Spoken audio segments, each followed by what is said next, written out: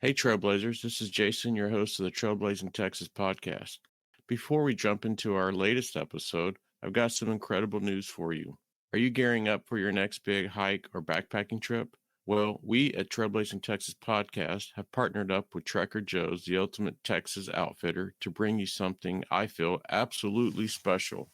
Listeners, you of the Trailblazing Texas podcast can now get a one-time 15% off their gear purchases at Trekker Joe's. That's right, whether you're a first-time customer at Trekker Joe's or a repeat customer like me, you can save big and hit the trails well prepared. So upon checkout, use code TTP15 to claim your 15% discount and in the process support an amazing local Texas business. So happy trails, and don't forget to tell your hiking buddies. Now on with the episode.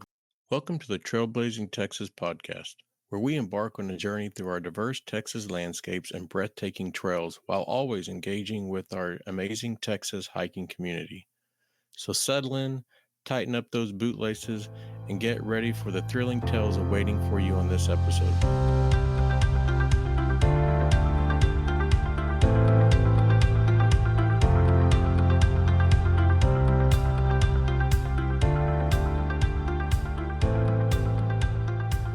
Do people die with lightning strikes and stuff?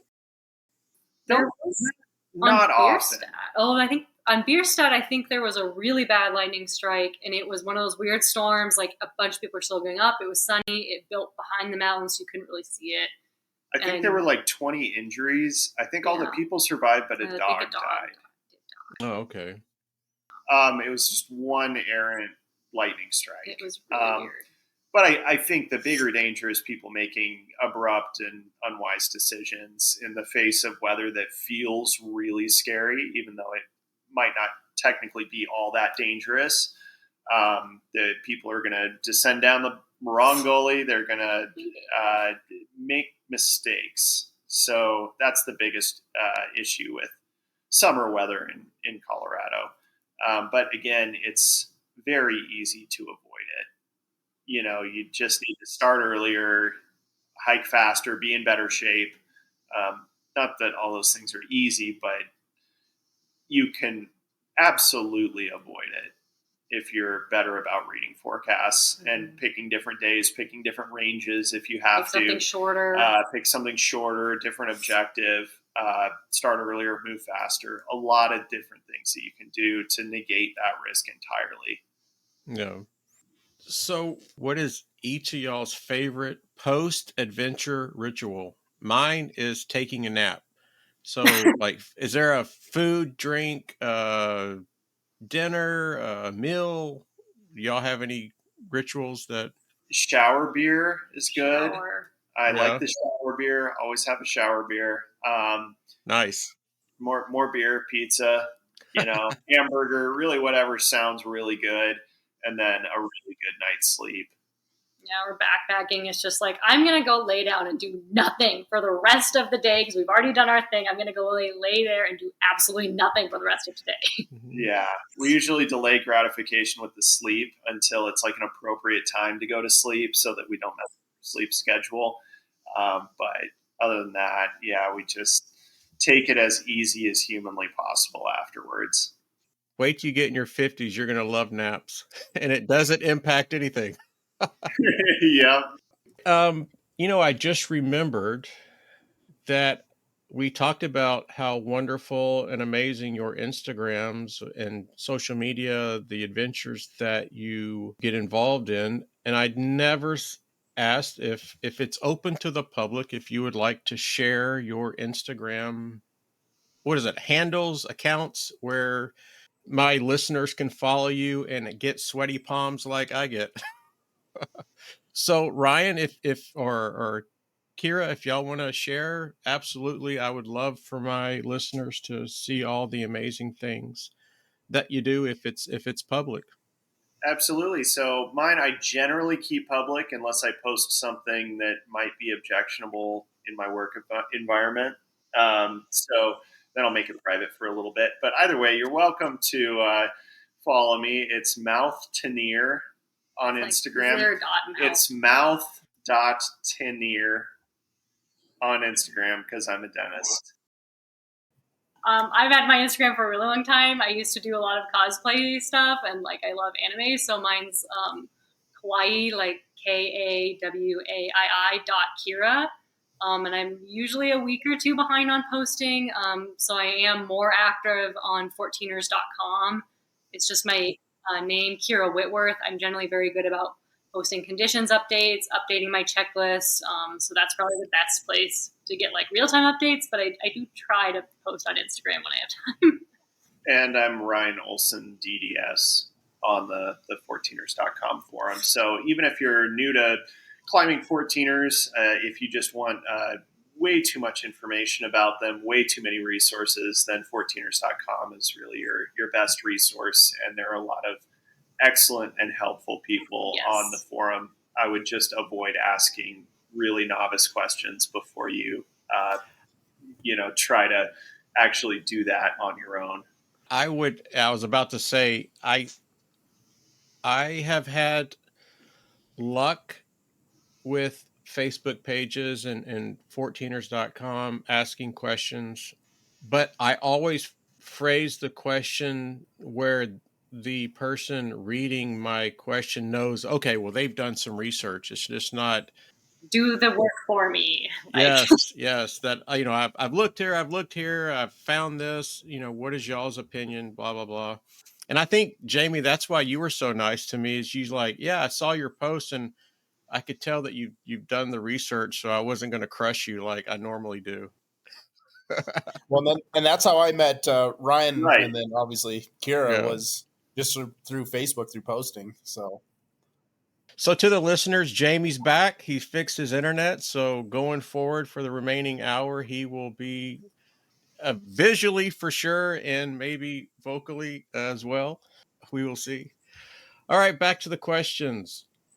This I love. So again, like I think we talked about it, why I started the podcast is I love stories. I love listening to normal people like me, not like you guys, because you guys do some badass shit. But even if you go out hiking just one time, you have a story, you have an experience, and I love that. So have you ever been in a situation, so this is story time, where you thought in your gut, maybe you didn't, Ryan, maybe you didn't tell Kyra, like, oh, I think we're going to die, but maybe you felt like, okay, this isn't going very well, or this could end up not going very well, where you've had those thoughts that, we're in a situation that it's pretty dangerous. Jamie, didn't you tell me that, was it you were with them and it got to be a dangerous situation, and like, yeah, even Ryan looked at you and goes, yeah, I didn't think it was going to be like this. Yeah, on the Traverse when they saw something that they're like, this is a little spicy. I'm like, oh crap. Oh, in the same grays. Yeah. So, and it was just one thing I got to say about these guys though is, they bring so much skill and so much knowledge to it. I can't tell you how valuable that is for somebody like me that, I have some experience, but you get to a point where you got to be with somebody like these guys that, have far more experience and all that. But the most important part of it is they respect your ability and your comfort level. What was I out of my comfort a little bit? Sure. But there was never anything where I felt, being pushed or any of that. And I think that's crucial when you're with people that are, again, substantially more skilled, and that's when you're going to really grow with that. So they're great when it comes to that. So it scared the hell out of me, but in a good way. I think that's what Jamie, what you said is, like, I think when you heard that, this is a lot, it's just spicy, and you're thinking, shit, if it's spicy for them, I'm in trouble. Yeah. You remember that, Ryan? That first, and it turned out we looked around a little bit, and they're like, "Oh no, this goes much easier right here," and it was no problem. But there was this 30 seconds or a minute where he's kind of looking over, and he's like, I think I can, and I'm like, oh god, if he thinks he can, then I don't think I can. Right, but we're always trying to keep in mind, what's going to work for our partners too. That comes down to partner selection as well. If we didn't think there's a really, really high chance that we're all going to be able to do this in relative comfort, we wouldn't have gone for it. And we had the maturity to know that we could. And, we have people in our hiking circles that are far more experienced than us that we rely on for certain objectives. Absolutely. Because, a certain amount of maturity comes with climbing as many peaks as we have. And as many peaks as Jamie has, we are both, humble, and we understand what our limits are. And with that, we can ideally, usually, almost always select partners that are compatible with the objective and the pace required, et cetera, et cetera. And we can accommodate those variables. And then it works both ways in ensuring that you're going to have a really successful and positive climb together. So what I hear is I'll never be invited. No, That's true. not true. Not true at all. You're more than welcome to tag along something, Yeah, but we are going to select an appropriate objective. We're not going to take you on something that is going to be wildly out of your element. And you could trust us to not do that to you, because we don't want to be in that situation with you. Yeah. So I have a goal, is everybody that comes on the podcast, I want to meet them and share a trail with them. So that's a goal. So I'd absolutely love that. I'll let you guys know, all three, and next time I'm up in Colorado, see if we can't work something out. That would be so fun. Yeah, we can do something in Southern Colorado, so it's closer to you. Like, we'll find something fun. We plan very far in advance, though, just so you know. Yep. I'll keep that in mind for sure. I've got something to brag about. So if you know me, I don't care about movie stars. I don't care about sports people. If they were standing right next to me, I would give two shits. But have you ever seen the movie Infinite Storm? No. So that movie is about, she was, I think at the time, a volunteer, I guess you would call it, ranger. So she would, up in the Whites, the mountain range, she would volunteer, and she was part of a volunteer organization. So she would go up there and hike through there, and rescues and make sure everybody's is cool. Well, so her name is Pam Bells, and they made a movie about one of her rescues. And so, I've been to the Guadalupe Mountains. I think it's like my 22nd or 23rd time this past February. I love the place. There's a ranger there, and she's in her 70s, and her name's Pam. And I always call her Ranger Pam. And every time I go to the park, I always look for her.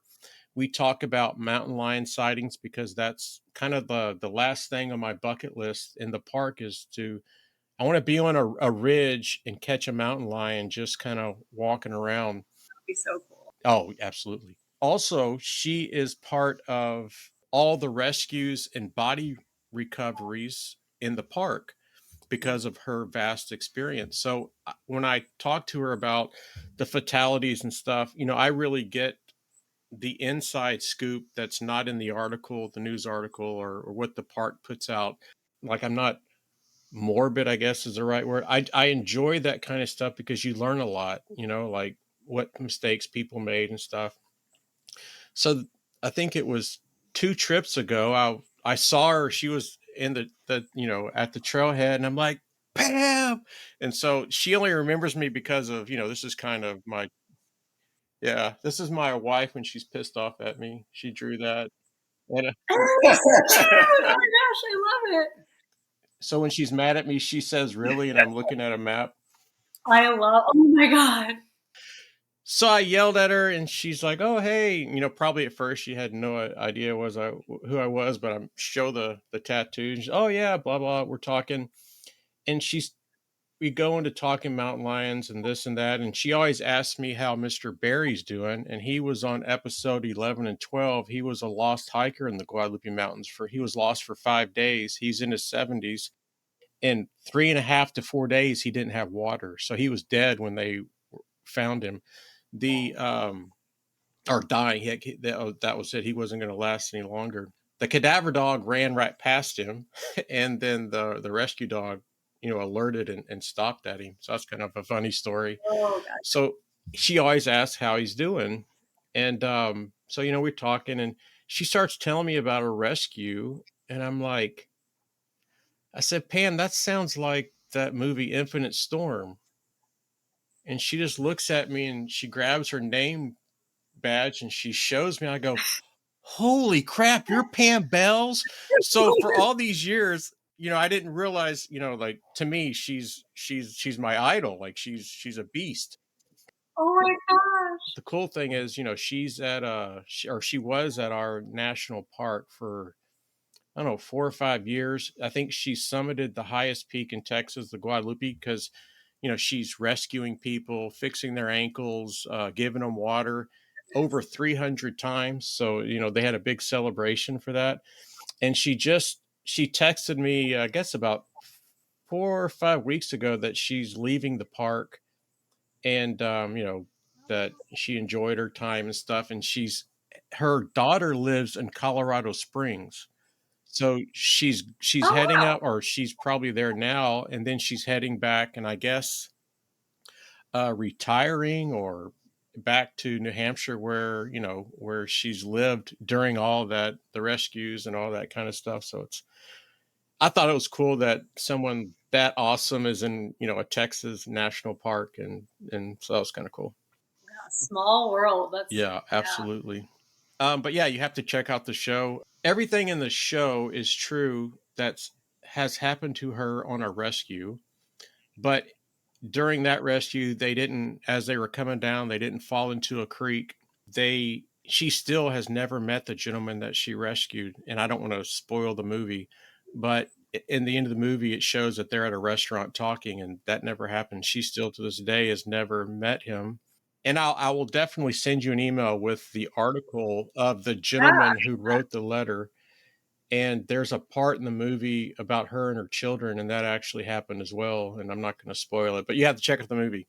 Pam rocks. Yeah. Cool. All right, Jamie, this one's not for you because I think you've already told me. So Ryan and Kyra, what is your wildest wildlife encounter you've ever had? We've had several. I mean, we've told you the dog story. That's probably like the worst of it is off leash dogs in Colorado, but we've had really bizarre encounters. Last year, we backpacked into what's called Ruby Basin. You actually take a train from Durango, or you do a really long pack in from Purgatory Trailhead. And the packing is horrible. Like, it's known, it's just awful. It was more awful than even I thought, knowing it would be awful. And some of our friends were in the basin the days before doing the same peaks, and we ran into them on the way down, and they were like, watch out for the porcupine and the buff goat. And we were like, okay, odd words to choose, but indeed that night the goat would not leave our tent alone. And like, I felt so bad because there was one other group in this whole basin, super isolated area, and we're like yelling at this goat all night because it's like sniffing around our heads, like bumping our tent. And it was huge. It was truly like the buffest mountain goat I'd ever seen, and there's only one. Is it the white goats that you see in Colorado? Yeah, very muscular. It was like so buff, like they were not kidding. Yeah, I couldn't sleep at all, just wondering if it was going to try to get into the tent. What is this thing going to do? Eat our shoes or what? But all night. We got up in the morning and we had a successful summit and we got back to camp. And and then we were napping. Kyra was napping. I was laying awake. Well, we were just laying there or whatever. Yeah. And Kyra started yelling at me. And the porcupine that had been foreshadowed its head was in the vestibule. And it was like trying to drag my shoe. Oh my gosh. And got up in the tent and he was standing up there, just huge porcupine. So we thought that was going to be another sleepless night, but we ended up sleeping pretty well. We learned that the porcupine then went for the other campers' poles, and that's why it stopped bothering us, because it had found their poles, unfortunately. And they had put the poles, like she had put them way up in this like willow, and it still found its way to them. So do those goats, are they dangerous? Because I've walked by No, some, and they just kind of look at you, but man, you don't want to tangle with them, I don't think.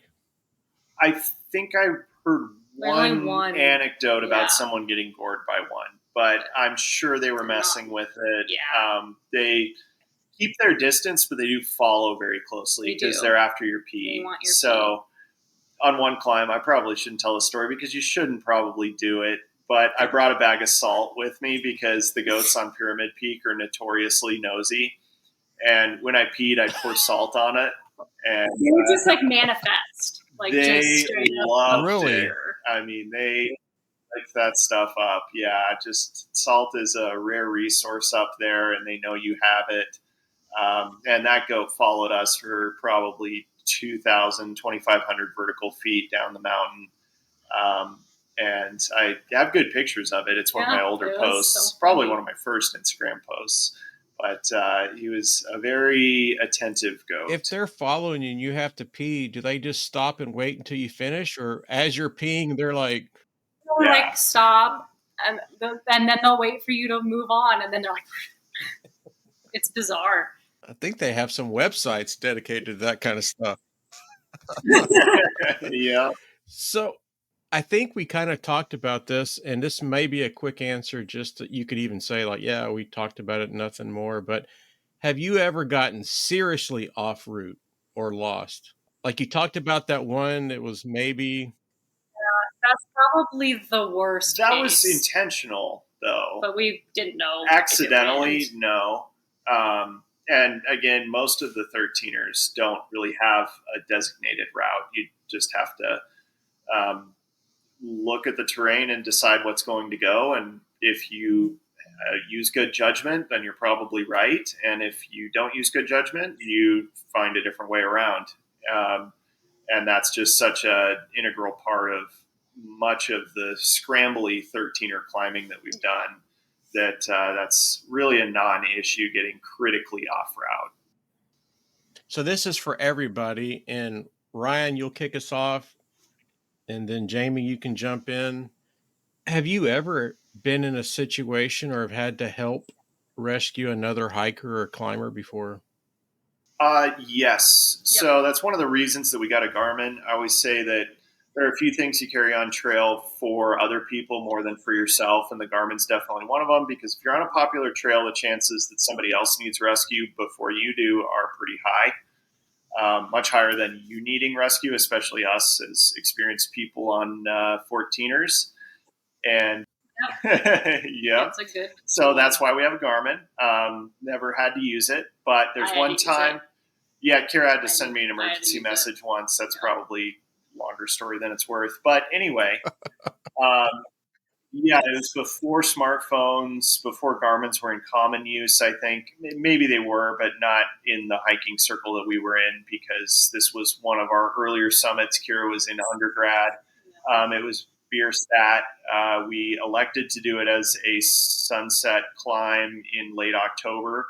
So we knew it was going to get cold at night, but weather looked good. It was a little breezy, but otherwise just a perfect, calm fall day in Colorado, great fall colors. And we didn't see anyone else on the way up. And then turning back from the summit, or maybe half hour from the summit, if that, we encountered a single hiker. And I said, hey, how's it going? What are you doing up here? And he said, oh, yeah, I'm going up to the summit. My wife got injured down there, and I'm going to go get the summit real quick. I said, oh, okay, sure. So we keep hiking down, got down another mile or so, run into the wife who's crying. She's really upset. She is really hurt. She had broken her ankle. And he left her? And the two daughters that were very young. I think they were 5 and 7. Yeah, 5 and 7. Yeah. They had no extra clothes. Everybody's crying. No headlamps. Nothing. No extra gear. And so I started helping her down the trail, and I couldn't really get her to move with an arm over my shoulder. She was really hurt. She couldn't really hop. They were all fatigued and tired. Eventually, a husband caught back up, and we, one arm over each of our shoulders, we were able to help her hobble back out. I gave one of the kids an extra coat. Yeah, I gave the other one my coat. Yeah, the other one another coat. So I'm like walking the kids in front of me with my headlamp, and they're behind me. It was like, this is a disaster. And we probably spent an extra hour and a half, 2 hours getting back to the car. That night it was after dark and it was below freezing. Jeez. And they didn't really say much. I think they were like, oh, okay, thanks. So in retrospect, I would have, called the Garmin and said, hey, stay here. And I don't know, probably waited at the trailhead to help escort them back to, the party. But I mean, just like we were saying earlier, compounding errors, not having enough clothes, not knowing the conditions, not being physically probably capable of doing that climb that time of year, leaving your injured wife behind, not having a Garmin yourself. Small children. Small children. I mean, every error you could possibly make was made. And if we hadn't have been there and they were by themselves, I don't know what they would have done, because that guy probably didn't know we were up higher on the mountain and would have done the same thing had we been there or not. So just terrible choices across the board. And we've seen a few real young kids high on 14ers with parents yelling at them, oh, hurry up. Like, and the kids physically ghost white, and just stupid stuff. But that's the only time we've ever had to actually assist somebody in getting out of a situation. Hopefully, I don't know why, it's probably not very nice of me to say, but hopefully that lady got her ankle fixed and then hit him with some papers. Start to... Big lessons learned on all sides. This is an interesting question. Jamie, kick this off. Do you feel that you have a responsibility when you encounter these types of situations to call people out on their BS or not being prepared, endangering their kids, Yeah, I mean, I always try to offer to be helpful, but I don't ever try to really barge my way into something. So kind of like what Ryan was just describing about being up on a 14er, there's been several times where I've seen people literally laid out on the side of the trail, dry heaves or whatever, but there's somebody with them, and you just kind of, hey, you doing okay? And they're usually like, oh yeah, they're fine. They just need some water, whatever, so they're not alone. But honestly, I've never really been put into that position where it was such an egregious thing where I was very forceful with it. I did have one time we were pretty close. I'm trying to figure out about where we were at. I was up on the Longs Peak Trail, and we were coming back down. I think we just went up to Chasm Lake, and we were coming back, and there was a couple of Stony Maronis that, he just got done blowing out a big old puff. He's like, hey, man, you know where Long Summit is? It's like, yeah, it's up there. You think if we really hurry, we can make it? And that was one of the times where I'm like, it's like by this time it's in the afternoon. I was like, I probably not. And I probably would prefer you didn't, just something like that. And he's just like, okay, man. But it was just, it was kind of funny than anything else. But no, there's never really been anything serious where I got too forceful with it. So. Kyra, what about you?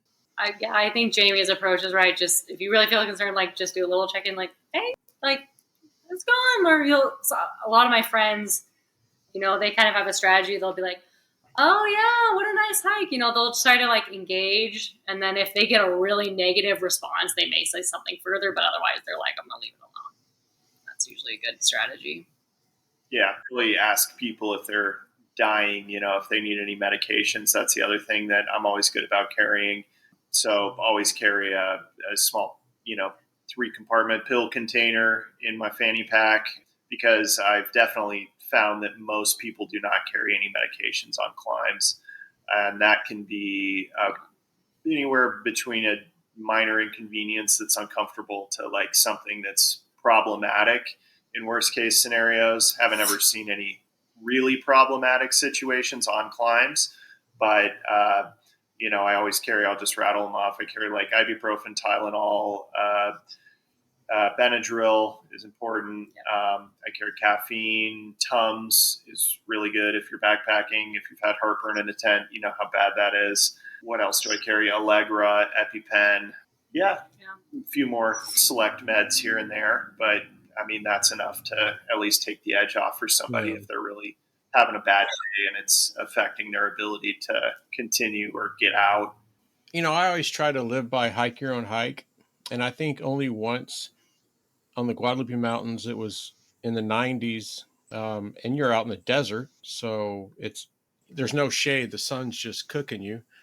And I think it's a 4 mile hike up to Guadalupe Peak, 4.5 miles. And I think probably by mile 2, you kind of get into some shade.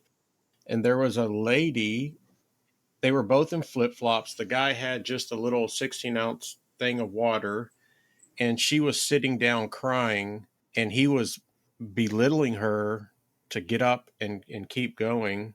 And I think that's the only time that I said, okay, I'm ready to fight, you know, to experience that. And I was with my sister, and you know, we ended up telling her that if she wanted to come down with us, she could, and we would wait in the parking lot with her in the car in the air conditioning until this ding dong did whatever he wanted to do. And she, I think she was scared to go with us, so she didn't. And I don't know what happened, but man, that was Yeah, that's just the immaturity coming through with inexperienced people. You know, the guy probably felt out of his element and insecure in the moment, didn't know what to do, felt inadequate, you know, took it out on her. She wasn't prepared either. There are a lot of factors that, again, lead up to situations like that. But you can offer any kind of support. That's, I think, valuable as long as you're not too condescending. But I lost it. I lost it. And that usually I'm pretty chill, but yeah, that time, yeah, it wasn't a good, I didn't act, I don't think, appropriate. So if you look back at all the dangerous situations that you've been in, and Kyra, you can kick this one off. Has any of them ever taught you something that kind of changed the way you approach things that you want to get accomplished? Honestly, the most dangerous situations I've been in are actually have been with my family, and they've been in the ocean. So I definitely, and you know, I was a kid, and I've learned that, at least for my family, when we've been on these hikes and something horrible has happened, it's really important to talk about it. And that's what we would do as a family. You know, we got caught in a really bad rip current. It was a beach we've snorkeled at a million times, and all of a sudden we were all in a rip, and we all immediately realized this is really dangerous. And luckily, my parents are my mom is a very, very strong swimmer. They're very familiar with the ocean. We were able to get out of it, and we all talked about it afterwards. We were like, hey, we were all caught in a rip tide. You know, that was really bad. Here's the mistakes that we made. That's definitely probably, I think, if you do get into a dangerous situation, you should verbalize what happened and how you got there and how you got out and how you're not going to do it again. That's kind of something that's changed for me. Just the debrief of, okay, let's make sure that doesn't happen again. Ryan, what about you? Yeah, again, I don't think we've been in any wildly dangerous situations. I mean, a few here and there that were more, okay, that was stupid, lesson learned. But the debrief is where you find out how you're going to overcome that. And yeah, debrief is always important, because if everything goes well, you need to talk about why it went so well and what you did to make that conducive to success. So anything you can do to recognize those little things that you did to avoid adding up, compounding little errors that can make things dangerous is a real benefit moving forward. And it helps you really critically assess, you know, all the different aspects of the climb. How did we do well with timing? Did we do well with our pace? Did we do well with our gear? You know, what gear do we need to change out next time? All of the above are little things that can make or break a climb. So it's good to make sure that you're on top of those things and holding each other accountable for packing appropriately and ensuring that we don't have any surprises along the way. Jamie, what about you? Yeah, kind of along the same line. I tend to be super conservative in decision making. So, there's definitely been some probably uncomfortable situations, but like kind of like what Ryan and Kyra said, not like particularly dangerous. But something you kind of touched on earlier where you're talking about, not wanting to sound morbid or whatever, but I think, and sometimes I'll reach out to Ryan and we'll talk about, a rescue that we've heard about here local or whatever. I think sometimes digging into what happened in places where people really did get themselves into some danger and had to be rescued or whatever, sometimes there's a lot to be learned in those situations, and like Ryan said, you can, going through those stories, you can usually systematically see like, okay, that was their first mistake. Okay, that was their second mistake, and not to, be Monday quarterbacking or whatever, but it's just a really good way to, as a third person, see that, and you can kind of recognize, okay, all these things lined up to compound into a really dangerous situation, and it's just kind of, I don't know, maybe a way to kind of train your brain for other stuff to look at. Right. And I think to that point, I believe it's an annual publication called Accidents in North American Mountaineering. And they take a very pragmatic look at all of the serious rescues and fatalities and things like that have occurred. And here's what led up to it. And I don't follow that closely, but I've seen it referenced many times. And that's exactly what it's designed to do is teach people, here are all of the things that went wrong here. And here's maybe how you can not do that. And it's the same thing with like the avalanche reports, right? Like right. Every time they have those, they have a very detailed, okay, it slid for this long, it crowned here, it, it was on this aspect, like all these details. And, I'm not in that kind of terrain nearly as much as Ryan and Kyra are, but even, being up there at all, it's still beneficial to say, okay, this is where it's at. Look at the map, look at that versus, the slope angle, like, oh, wow, that slid, and it's just really good kind of tools to help gain experience and not have any of the risks. Right. And comparing those accidents to the existing avalanche problems, does this match their forecast? And it virtually always does. They were in the exact kind of terrain that they said don't touch. I had one time, I was actually with Julia, and we were up there. Actually, it was the first time we did North Star, and they got a bunch of snow that next weekend.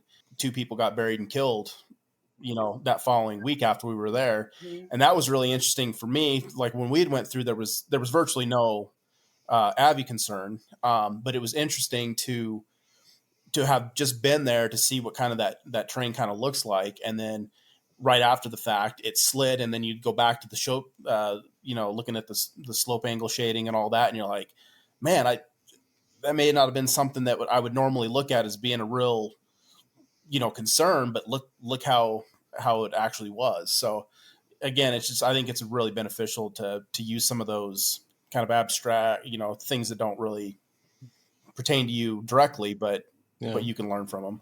So Kyra, kick this one off.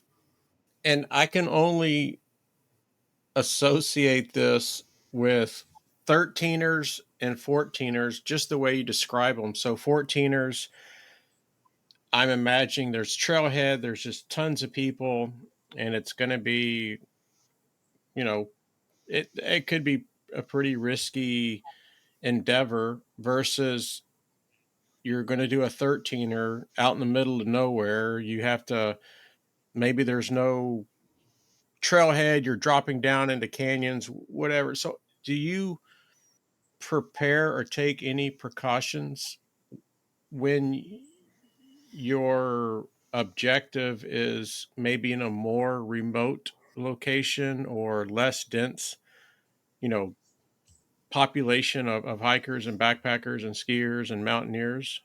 Yeah, for sure. I think when there's less information, you definitely want to search for it beforehand. So I tend to over prepare on like the information side, like what are all the little pieces of this that I can find if it's really remote or something, not very frequently climbed. But in general, my method of preparing is the same, whether it's like a hike I've done a million times before or I'm doing something really remote, far away. Like usually my pack is the same. My base gear is usually the same. I kind of just have the same attitude. Okay. And Ryan, what about you? You're stuck with her, so same. You let her do all the. So yeah, my pack is more or less the same. The major difference is we do have a bivy that we'll take in the winter if the temperatures are going to be unsurvivable if you're stationary. There's really no amount of clothes that you can bring that would be adequate to survive a night in negative 30, negative 40 degree conditions. But a bivy is not comfortable, but in the circumstances and the context, it would be almost comfortable to spend a night in a bivy and be warm. You won't be dry because there's going to be humidity inside the bivy, even though it's Gore-Tex. That is really the only way you're going to survive an extended period in temperatures that cold. So you have to bring it if you're a group of two anyway. If you're a group of three or more, maybe there's a way that you could build some kind of shelter, just dig out some snow down to the ground or something. But you're still not going to be nearly as warm as you'd be in a bivy, which is also dramatically faster to deploy. I mean, you just pull it out of your pack, throw it out, climb into it, and that's it. So that's the only major difference in the winter for me if we're climbing as two people in a really remote area. But generally in the winter, we're also trying very hard to find suitable partners too, because you're putting in a trench, in fresh snow or old snow. It doesn't matter. It's a pain in the butt, especially with two people. If you're trading off, or one person's having a great day and doing most of the trench, or vice versa. So it's much, much lower effort if you've got a group of 5 or 6 or even more. And ideally somebody there who is way faster than everybody else that they put in the bench. Jamie, what about you? Now, like them, kind of the lead up on what I'm packing or any sort of pre-trip preparation is pretty much the same. I'd say the only real difference is if I am going somewhere more remote, and especially if I'm solo, my decision making goes a little bit more on the conservative side. So, but that's probably the biggest thing. Otherwise, it's kind of mostly unchanged. It's kind of just I try to be consistent with that. Ryan, do you have a piece of gear that saved your butt? Saved my butt. I mean, meds are huge for me. I get headaches, I get migraines sometimes.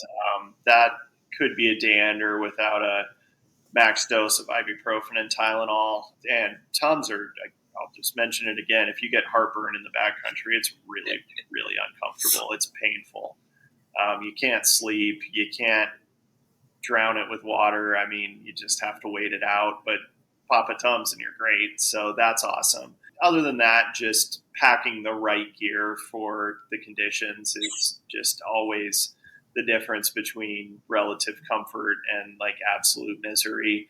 So, other than that, just, all the gear I carry because I've tried stuff that didn't work and I've evolved to find gear that's better for me. My hands run really cold. So I typically, if it's colder than like 20 degrees, I'm probably going to pack my 8,000 meter mitts, and they're total overkill for most people. But for me, if my hands get too cold, and I don't want sweaty hands either, so I'm going to wait until they get cold, and then I'll throw on my big old, down mitts. And overpacking for certain things can help. Sometimes I'll bring, multiple different pairs of gloves. Yeah. I try not to overpack because I want a light pack. But there are certain things that can really make the trip a lot more pleasant.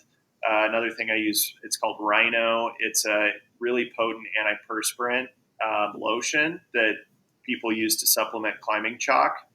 So that's a really good product in the winter for your hands and feet, especially because you don't want sweaty boots, especially if you're camping and then you're leaving your boots outside and it's negative 10 out and they're wet. I mean, they're going to be ice cubes in the morning. So I really like that to help keep my socks and stuff dry. I never thought of that because I have some up here. All my climbing chalk and stuff is up there. I bought some and I used it and loved it. And then somebody said, "Oh, you shouldn't use that." And I'm like, okay. And so I have it. I never thought about that, stopping the. Yeah, and I'll use that in the summer too. If it's going to be a really hot day, I don't want my feet to get sweaty. Less critical in the summer, but it's a game changer in winter. So really good idea. Um, let's see what else. What's that mask, Ryan, that you like to use in the Oh wintertime? yeah. So I have a heat exchange mask. It's called a Vapro Air Trim. I think they're really popular in like Nordic countries for like ski tours. Yeah, cross country skiing and stuff. So long story short, it's just like a foam mask that has a paper filter, like a corrugated cardboard filter almost, and basically it just keeps a pocket of warm air around your face while you're up there in the horrible winter winds and stuff. And like 80% of your heat's lost through your breath, which is why bivvy works so well, because you're breathing into a trash bag.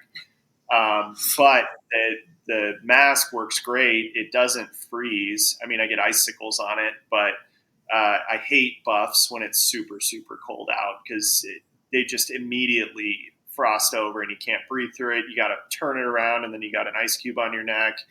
They're absolutely horrible. You're constantly messing with them. So the heat exchange mask is great if it's like really cold. So that's like probably 20 degrees or less, maybe 10 degrees or less. Otherwise, it keeps me way too warm. But that really helps, makes it a lot more comfortable. Wearing goggles in the winter is absolutely necessary. Let's see. Other than that, obviously, mineral sunscreen is really important versus the chemical stuff that's going to burn off. And in the summer, I'm generally carrying just a Sawyer Mini on a smart water bottle. Because if there's one thing in an average hiker's pack that is unnecessarily heavy, it's the amount of water they're carrying. So like we did the whole Kalalau Trail in Kauai last summer, which is I think 24 miles and like 10,000 vert. It's over 7, I think. Either way, it's a ton of vert in a really hot, humid climate. And I mean, I was never carrying more than a liter of water the whole day. So just filtering it as you go, it gives you the flexibility of filtering it into a bottle, and then you've got 2 liters, or you just keep half of it full in case, and then you're carrying a half liter of unfiltered water that you're never even going to drink. So it keeps the pack really, really light. I wish I could say that. And everywhere in Texas are massive water carries, especially out in West Texas. Yeah. Yeah. So I'm like carrying, I have my trail name's 5 liters because I always miscalculate and always screw up, and don't have enough water. And it's always because I have only 5 liters. And I have a lot of gear, Z packs, Hyperlight, blah, blah, whatever. This piece of gear right here is the only piece of gear that I've ever purchased that has changed the way I backpack. It's Trekker Joe water bottle sleeve holder. I have, the 1 liter smart water, but it fits on your backpack. Oh, that's great. You probably can't use it in winter because it'll freeze your water. But for me, even in the winter, I'm in the 20s, 19s degrees, 30s, and in the summer, you can have 2. So the water carry is way better. I have access to my bottles because I can't reach back to the hip belts and grab water. I think, and you'll never, well, I'll argue this to the day I die. I think bladders are a danger, water bladders. I'm against them. And also, the amount of water that I have to carry, having 2 liters on the front and then the rest in the back, it weighs the backpack, like, so it balances it out, which is kind of cool. And it's a Texas made product. Trekker Joe's is in Austin, Texas. So Yeah, we in the winter we'll typically put hot water in a Nalgene, and then we've got an insulated Nalgene thing. Sweater, and we'll put that on the front of the pack, because when it's that cold and windy, you don't want to be unzipping your pack and have your stuff blow away or something. So it's nice to also, for weight distribution, keep it on the front. So we do something similar in the winter, and then in the summer, again, I'm just not carrying much because we usually have reliable water sources in Colorado. We're pretty lucky. And they're clean too. You probably don't even need to filter it in a lot of would always spots. filter it. I would always filter it because I don't want to poop myself on a backpacking trip. Well, anyways, Like it's not. fine. Yeah, well, anyways, but it's not because of the water. So Yeah. yeah, those are big ones. And also just rechargeable headlamp. Never double AAA things. Those are so Eat your stupid. batteries for sure. Absolutely. Absolutely. All right. So as we start to wrap up, I'm going to ask one last question. Well, one last question, and then I have a surprise lightning round for you guys. And then I have two really easy questions that are a tradition, and then we're done. So in your adventures, are you guys totally ultralight, or do you bring any luxury items? Ryan always brings luxuries. I do bring luxuries, but I lighten my pack to offset it. So I again try to carry minimal water, maximum beer, maximum whiskey, all of those things. Mead bottle. A bottle of empty mead. bottle. Yeah, there's a local meadery called Mead Krieger, and they really like when I share photos of the mead bottles on summits. So you'll see that. Yeah, generally it's a balance. It depends on the difficulty of the objective. If we're going to be backpacking in and spending 2-3 nights in a basin, I'm going to probably pack a little heavier, maybe bring my hammock, maybe bring, a couple other luxury items that are going to make my trip more tangibly enjoyable. I don't like to pack anything that I'm not planning on actually using, though. So I do try to be smart about it. I try to bring good food that I'm going to enjoy eating, but I don't bring an excessive amount of it because I don't want to be packing it out. And that's the other thing, those, items that you're going to consume, beer and whatever else. It's great because it weighs nothing on the way back. So as long as I can, tough it out and get up to camp, I'm going to bring whatever luxury items I want. But I have a luggage scale, so I'm always weighing my pack. And I think the most I have ever carried is 45 pounds. And other than the keg, when we finished our last 14er, I brought a 6-barrel keg to the summit of San Luis. And that was about a 75-pound pack over 14 miles. Oh my gosh. But again, it was almost empty on the way back, so it wasn't too bad. Yeah. So, Kyra, what about you? Are you a ultralight or you like luxury? I think I'm ultralight, but my pack is always the heaviest, and I don't know what's in it. I don't understand. I think I'm packing all smart, and I only have the necessities, and then I feel Ryan's pack or my friends, and I'm like, why is my pack twice your weight? So I don't know what I am. I just end up having a heavy pack all the time. But it's never prohibitive. It's weight I training. don't know why. Yeah, absolutely. And I think I'm ultralight, but I do have some luxury. So I'm a camp chair person. Yep. And I'll pack a camp chair, and even though the last couple of backpacking trips we had I think it was 114 miles through Guadalupe. So we started in New Mexico and made it down to Texas. And I think about mile 70, we quit because the week before it was in the 20s and 30s. This is February.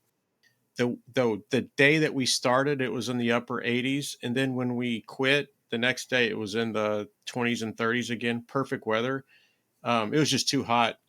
But so I brought this camp chair, and we're doing 15, 16-mile days. And by the time we got to camp, we're wiped out. It's dark, and I never used the chair once, but I'm still going to always bring it. We've definitely brought them and not used them before too. But they almost weigh nothing. Yeah, I mean, it's 16 ounces or so, and it's no big deal. All right, lightning round. Are y'all ready? We are ready. Sure. Kyra, altitude, headache, or sunburned lips? Sunburned lips. Sunburned lips. All right, Ryan, freezing wind on a summit or thunderstorm on the approach? Oh, freezing wind on the summit. All right. Kyra, crampon strap breaks or you left the ice axe behind? God. I'd say crampon strap breaks because I usually bring zip ties. Ryan, sleep at 12,000 feet with a pounding headache or bell 200 feet from the summit? Oh, I'll sleep through the headache. Okay. Kyra, avalanche conditions or rockfall warnings? Rockfall. Rockfall. All right. Ryan, sketchy snow bridge or unstable scree field? Unstable scree field. All right. Kyra, overnight at high camp with no stove or no insulation. And Ryan is not there, so you can't cuddle with him and steal his warmth. I'd say no stove. I'll just eat other stuff. All right, Ryan, 3 hour glacier crossing or 1 hour of exposed ridge scrambling? The ridge scramble, that's fun. All right. Kyra, too hot in layers or too cold in a wind shell? Too hot. Too hot. All right. Ryan, run out of fuel or run out of water? I'd say run out of water because I have my filter. All right. Kyra, rock fall from above or cornice collapse under your feet? Ooh. Jesus. I'd say rock fall because hopefully I'm wearing my helmet at that point. All right. Ryan, mid climb stomach issues or mid descent cramps? Oh, mid descent cramps.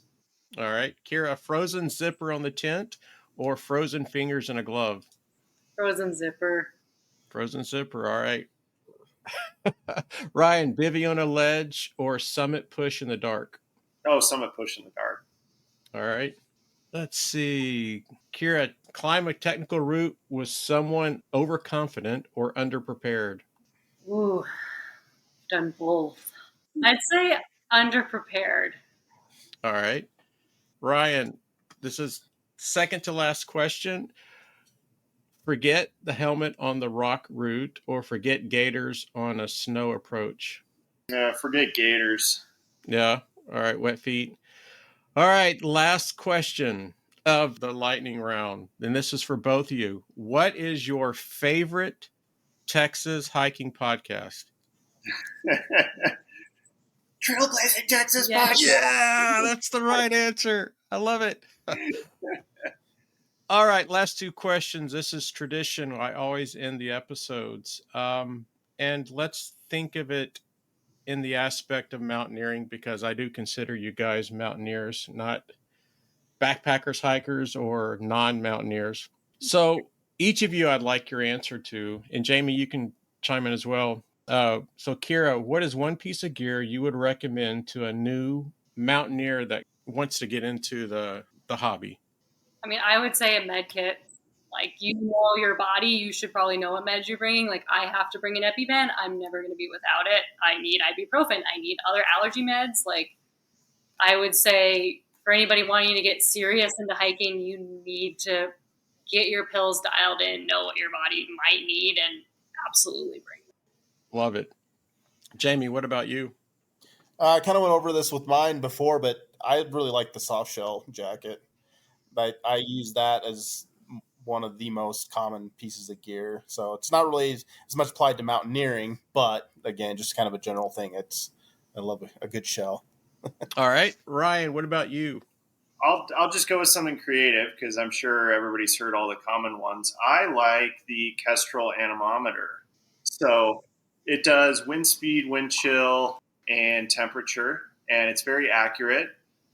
So That's awesome. It's fun. It is really fun because you can just place bets with your friends, and if you have the anemometer and you use it all the time, you're always going to be closer than anybody else.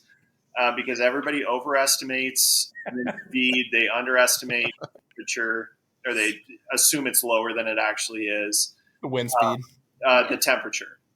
Well, no, I was going to say, though, too, the wind speed. Everybody's always like, 70 miles an hour. I've been on climbs with people who will come back later and say, we tolerated 80, 100-mile-an-hour gusts. No, we did not. And I'm like, no, I had this thing out when the worst gust hit, and it was 42. Yeah. But it helps you calibrate your own sense of the temperature and the wind chill, so that even if this is in my pack or at home, if I start to say, okay, I had all this gear last weekend, same exertion, I measured, these wind speeds, this wind chill, and right now I'm extremely cold and I was toasty last weekend, I can say, wow, this is colder than forecasted. Maybe it's time to bail.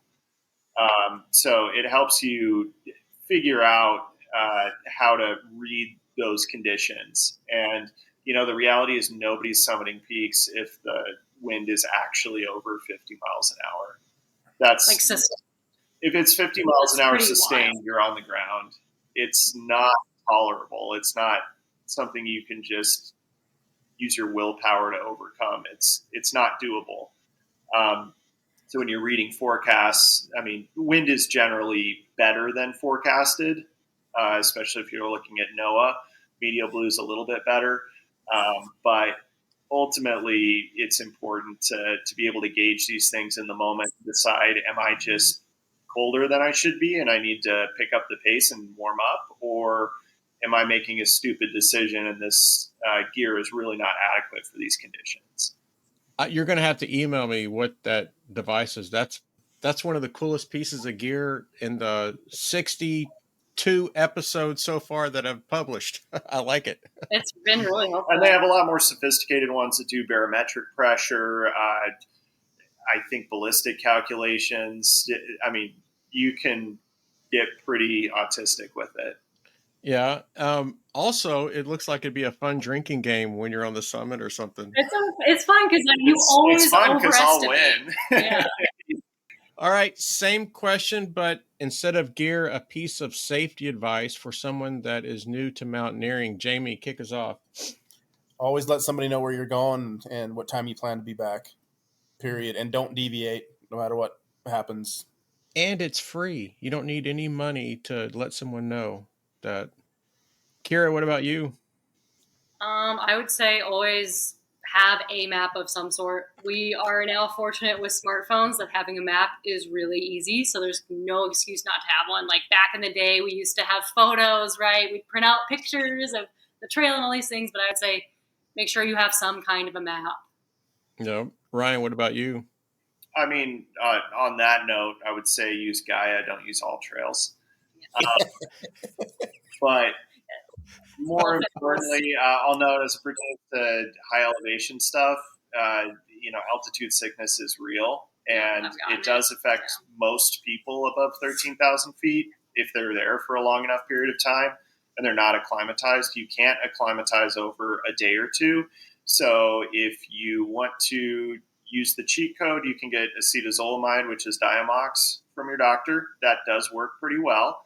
But more importantly, you need to not drink too much water. So if you drink too much plain water, you'll get hyponatremia, which has very similar symptoms to altitude sickness.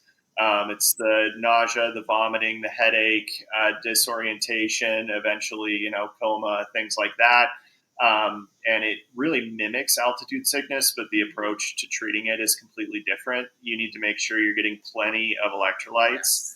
So I very rarely drink plain water on trails. I do if it's filtered, but then I'm making sure I'm supplementing with other stuff that has sodium and potassium, etc. So I recommend a really good electrolyte drink. I like Electrolyte. There's Element is pretty good stuff. Scratch Labs is awesome.